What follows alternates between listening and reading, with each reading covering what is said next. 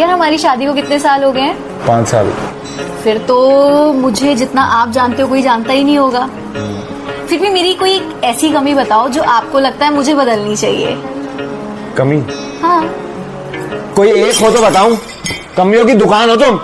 जब से जिंदगी में आई हो मेरी जिंदगी झंड कर दी है। कभी मुझे हंसते हुए देखा है? कैसे देखोगी?